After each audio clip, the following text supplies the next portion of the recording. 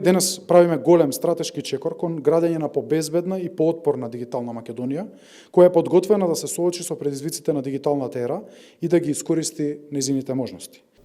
Ова образложение на министерот за дигитална трансформација следи откако владата ја усвои националната стратегија за сајбер безбедност 2025-2028.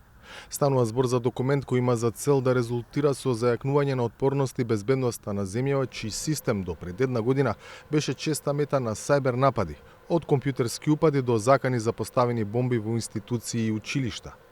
Оваа стратегија, почитувани, представува пресвртница во процесот на дигитална трансформација на државата. Дигитализацијата е неопходна, но и ризиците се реални. Како што видовме од сите до сегашни сајбер напади врз критичните сектори, хибридните закани со бомби и координираните кампањи за дезинформација, ризикот и опасностите се тука. Тие закани ја нарушуваат довербата на јавноста, ги поткопуваат нашите институции и представуваат значителен ризик за националната безбедност. Преземањето активности не е една од алтернативите, туку е единствен пристап кој не дозволува одложување.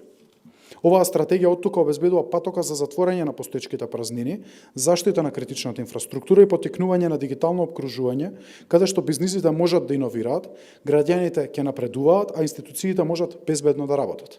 Стратегијата опфаќа 5 стратешки цели: силни национални капацитети за сајбер безбедност, отпорност на суштински објекти, општество отпорно на сајбер напади, намалување на влијанието на потенцијалните инциденти и национална и меѓународна соработка.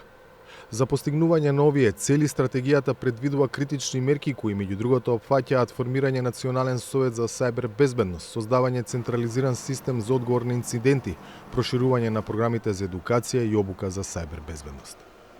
За Гласот на Америка, од Скопје, Владимир Мирчевски.